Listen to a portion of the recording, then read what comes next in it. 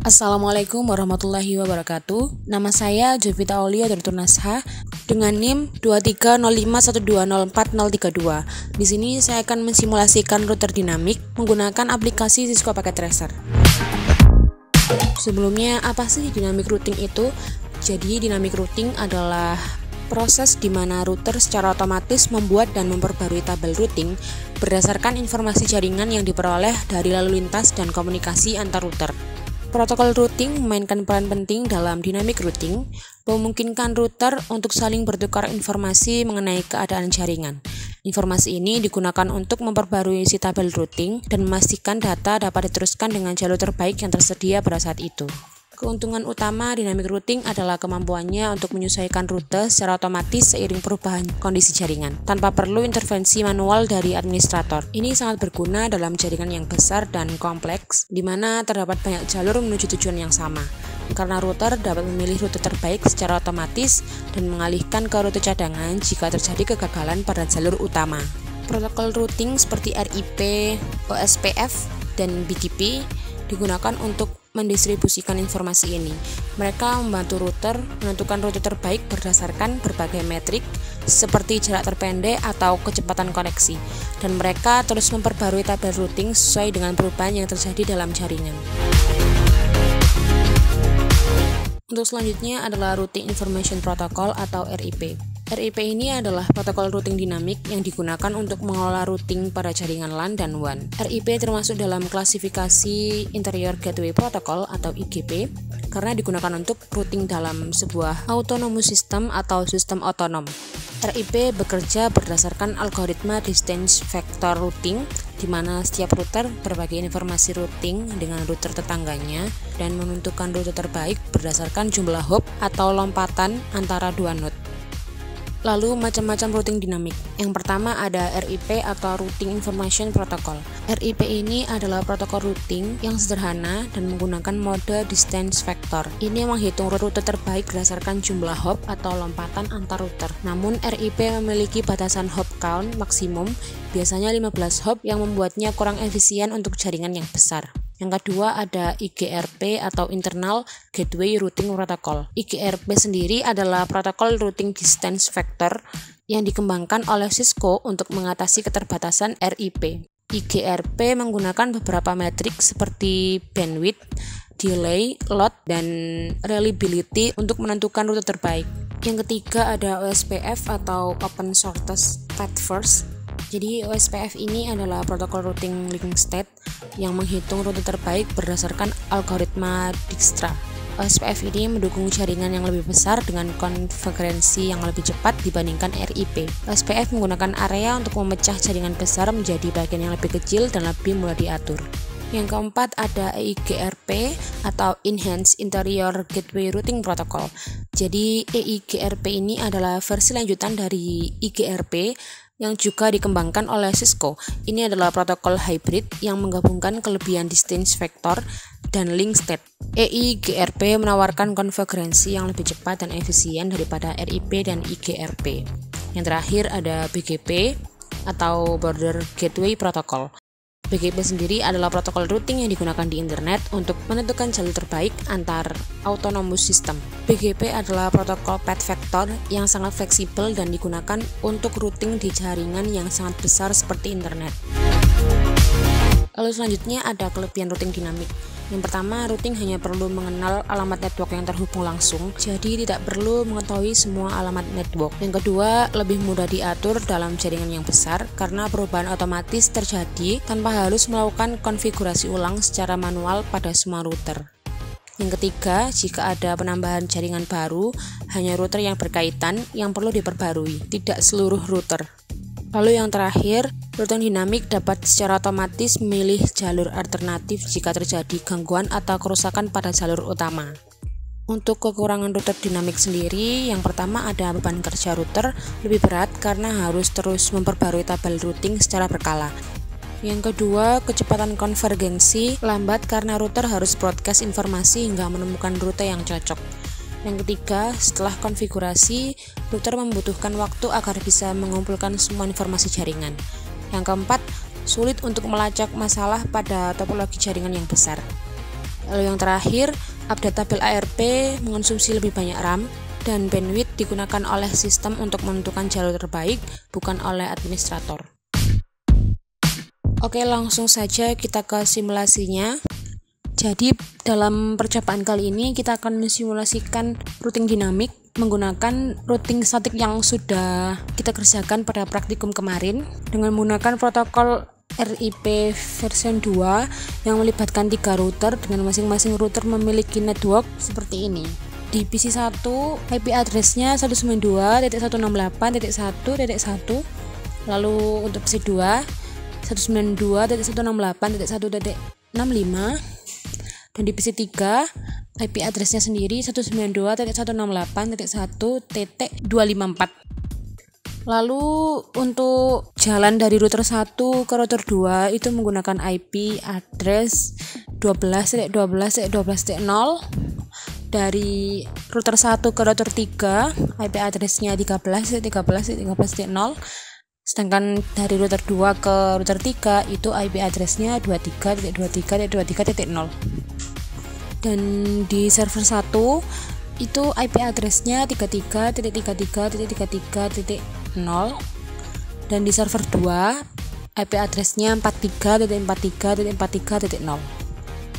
Jika semuanya sudah disetting, maka kita akan masuk ke simulasinya. Langsung saja kita lakukan simulasinya. Di sini sudah ada 3 router 1, router 2, dan router 3. Ada PC 1 dan PC 2 yang menyambung ke router 1, ada PC 3 yang menyambung ke router 2, dan juga ada server 1 dan server 2 yang menyambung ke router 3. Sekarang kita ke router 1. Berhubung tadi kita memakai simulasi yang dari praktikum kemarin yang router statik, jadi di bagian statik ini nanti kita hapus dulu ya. Ini sudah saya hapus. Lalu kita ke RIP. Nah, untuk mendapatkan RIP routing version 2 ini, kita harus ke CLI terlebih dahulu. Lalu kita ketik di bawah itu, kita ketik version 2, lalu kita enter. Lalu selanjutnya kita ketik no auto summary, lalu kita close. Nah, setelah di close, kita kembali ke RIP tadi. Nanti di sini sudah akan tersetting RIP routing version 2 seperti itu. Lalu kita akan tambahkan network address untuk routing dinamisnya, yaitu yang pertama ada 12.0.0.0, yang kedua ada 13.0.0.0, dan yang terakhir ada 192.168.1.0. Lalu sekarang kita menuju ke router 2. Ini saya sudah setting, jadi saya langsung tambahkan network address-nya. Ada 12.0.0.0, 23.0.0.0, dan 192.168.1.0. Untuk router 3 kita langsung tambahkan saja di RIP network address-nya. Ada 13.0.0.0, 23.0.0.0, 33.0.0.0, dan yang terakhir ada 43.0.0 dan .0. Setelah semuanya selesai di setting, jangan lupa untuk di save. Caranya kita hanya membuka config lalu klik save.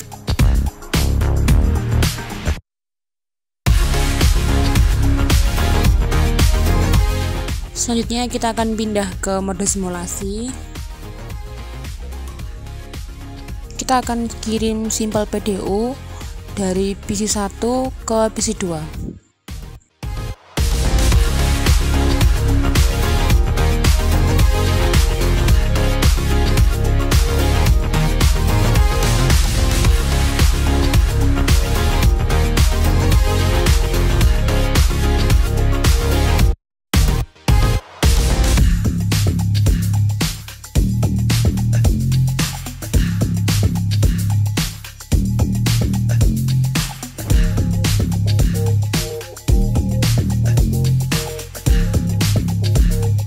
Karena sudah berhasil, kita akan lanjut ke simulasi berikutnya, yaitu kita akan kirim paket simpel PDU dari PC1 ke PC3.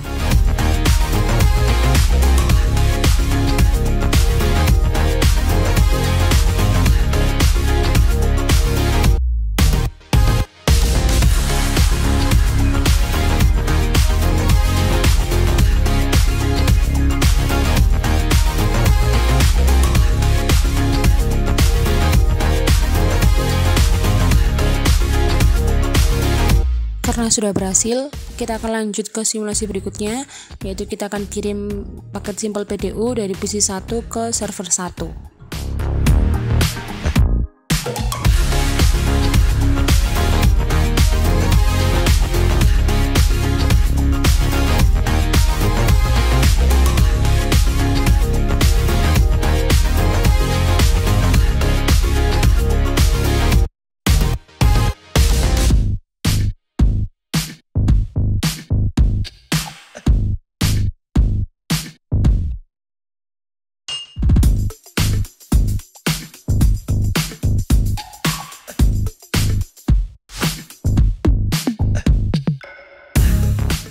Baik, selanjutnya kita akan kirim paket simpel PDU dari PC1 ke server 2.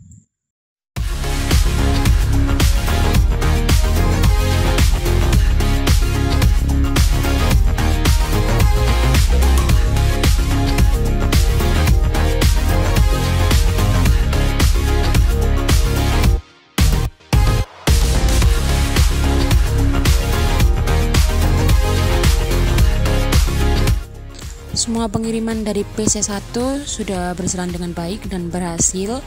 Sekarang kita akan melanjutkan pengiriman paket simpel PDU dari PC3 ke PC1.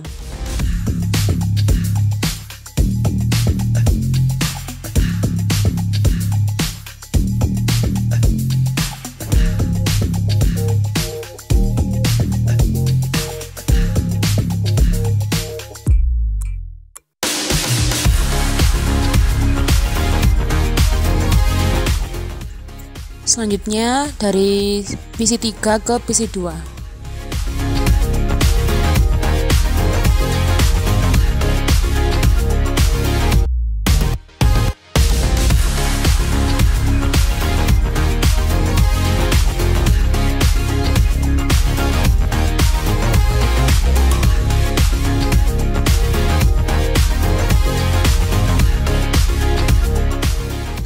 Lalu sekarang dari PC3 ke server 1.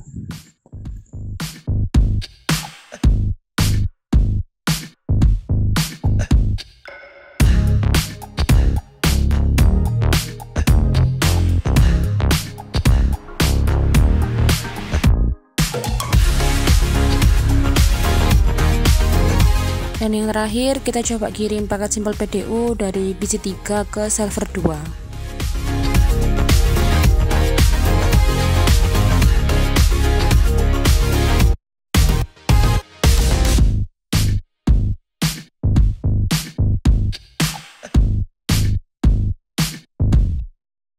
Karena pengiriman dari PC3 tadi sudah berhasil semua, kita lanjut akan mengirimkan paket simpel PDU dari server 1 ke server 2.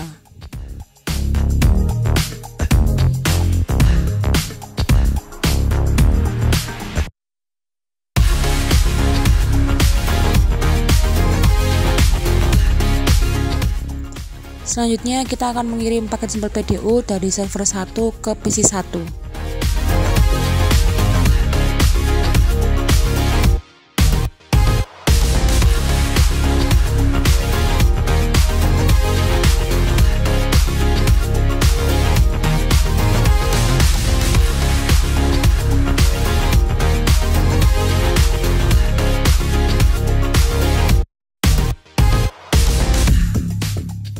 Kemudian kita akan kirimkan dari server 1 ke PC2.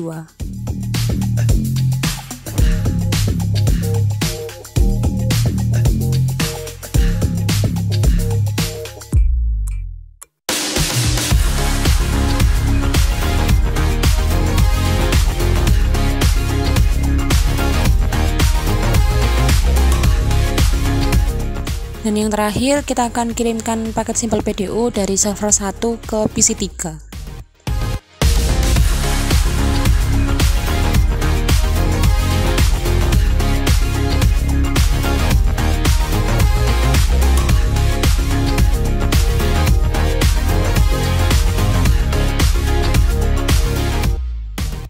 Bisa kita lihat bahwa pengiriman dari server 1 juga berjalan dengan baik dan berhasil semua.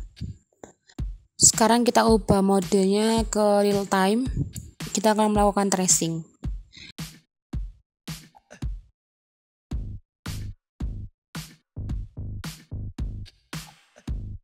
Pertama, kita akan melakukan tracing dari PC 1 ke server 1, yaitu 33.33.33.1. Lalu yang kedua, tracing ke server 2, yaitu IP address-nya 43.43.43.1.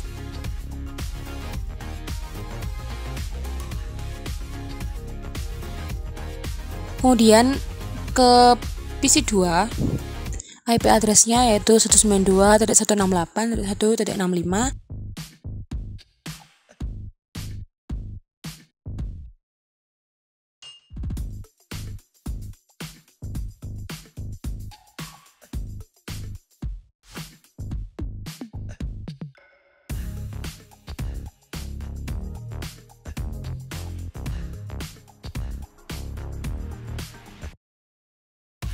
Dan yang terakhir ke PC 3, IP address-nya yaitu 192.168.1.254.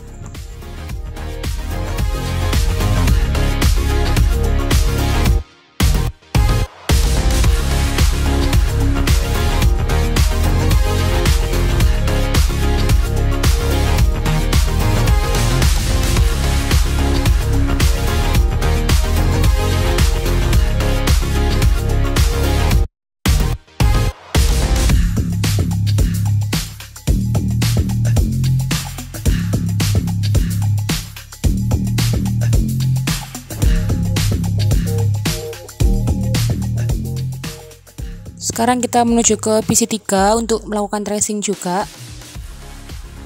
Pertama-tama kita akan melakukan tracing ke PC 1 dengan IP address 192.168.1.1.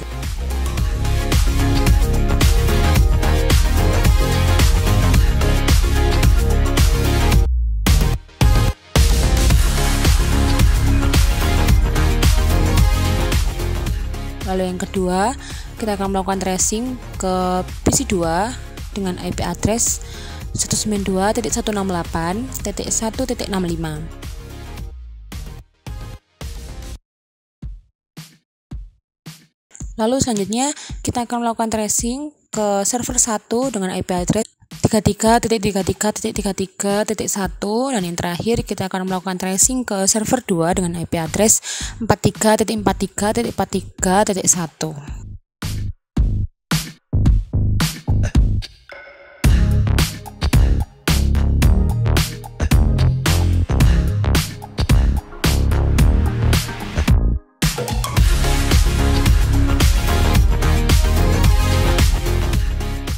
Lalu untuk tracing selanjutnya kita akan menuju ke server 1.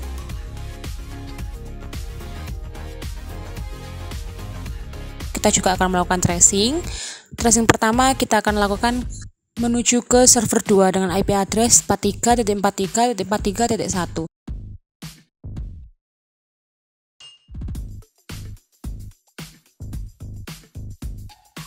Lalu selanjutnya kita akan melakukan tracing ke PC 1 dengan IP address 192.168.1.1.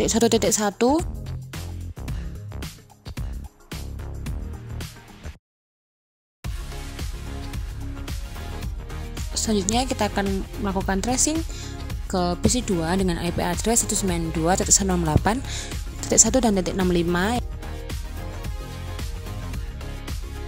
Terakhir, kita akan melakukan tracing ke PC 3 dengan IP address 192.168.1.254.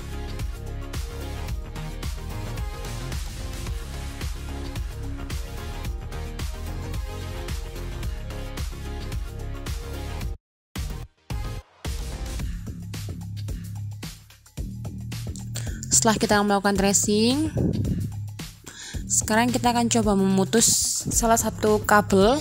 Di sini saya memilih kabel yang menyambung dari router 1 ke router 3. Kita buka config di router 1. Jadi router 3 ini nyambung menggunakan serial 3. Kita off kan. Lalu kita tunggu selama 15 sampai 20 detik agar sistem bisa membaca jalan-jalan mana yang sudah dihapus dan masih nyambung.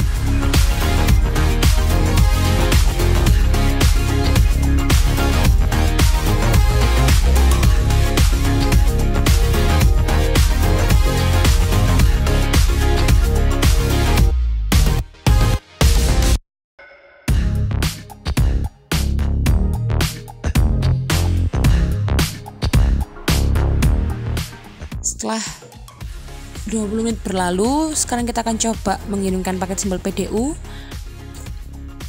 Kita ke simulasi, kita akan coba kirimkan dari PC 1 ke server 1. Bisa dilihat bahwa jalannya berubah karena tadi kita mematikan sambungan dari router 1 ke router 3. Jadi di sini dia akan melewati router 1, lalu melewati router 2 ke router 3, lalu berakhir ke server, dan dari server akan dikembalikan ke PC 1.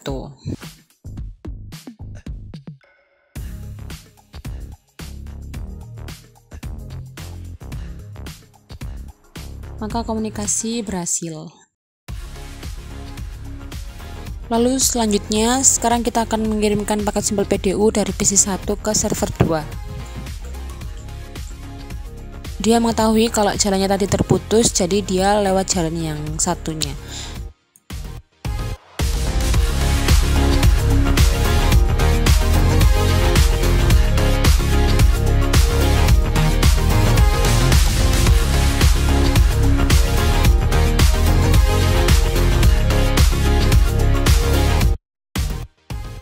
Pengiriman pun juga berhasil. Sekarang kita coba pengiriman paket simbol PDU dari server 1 ke PC 1.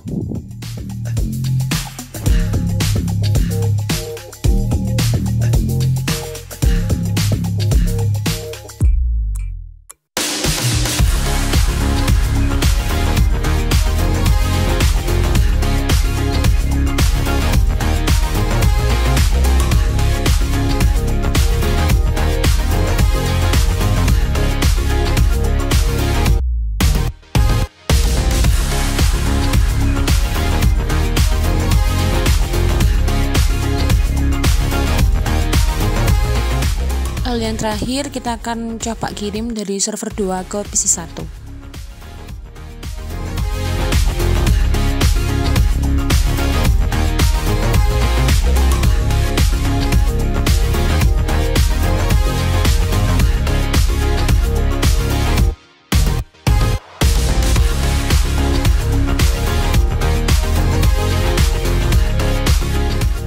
Jadi semua pengiriman sudah berhasil. Demikianlah simulasi routing dinamis yang telah saya lakukan. Mohon maaf jika ada salah kata maupun perbuatan. Sekian dari saya, terima kasih. Wassalamualaikum warahmatullahi wabarakatuh.